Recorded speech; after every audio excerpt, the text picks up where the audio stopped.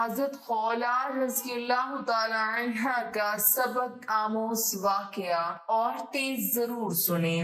شام کے عیسائیوں نے مسلمانوں پر حملہ کر کے مسلمان خواتین کو گرفتار کر لیا، جن میں حضرت خولہ رضی اللہ تعالی عنہ بھی تھی۔ اس کے سردار کو حضرت خولہ رضی اللہ تعالی عنہ بہت خوبصورت لگی تو اپنے ساتھیوں سے کہا کہ یہ میری ہے۔ اسی طرح ہر عیسائی ایک ایک عورت کی طرف ہاتھ اٹھا کر کہنے لگا کہ یہ عورت میرے لیے ہے۔ پھر انہوں نے بسم اللہ الرحمن الرحیم خولہ بنت ازور کا نام تاریخ کے اوراق میں اس طرح محفوظ ہے کہ وہ ایک بہادر خاتون تھی جس نے فتوح الشام کی سلسلہ وار جنگوں میں حصہ لیا، زخمیوں کی مرہم پٹی کرنا، فوجیوں کو پانی پلانا اور بوقت ضرورت مسلح ہو کر دشمن فوجوں کا مقابلہ کرنا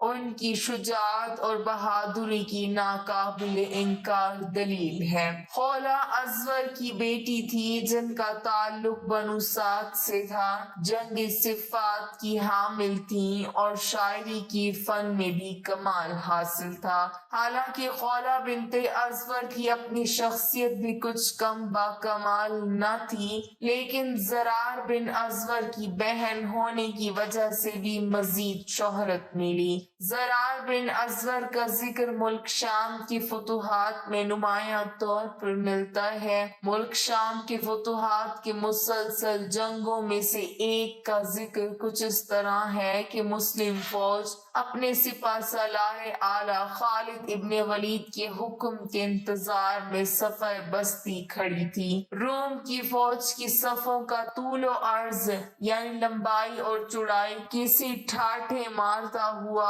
بکھرے ہوئے سمندر کا نظارہ پیش کر رہی تھی۔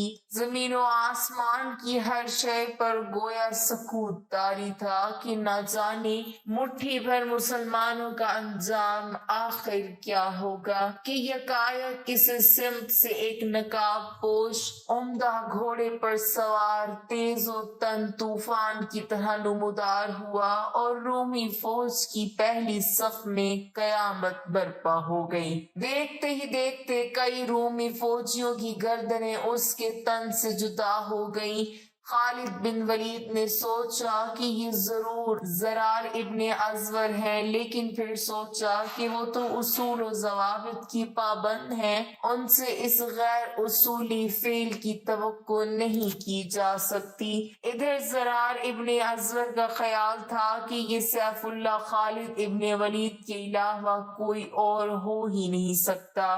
جتنا ذہن تھا اتنی ہی سوچ۔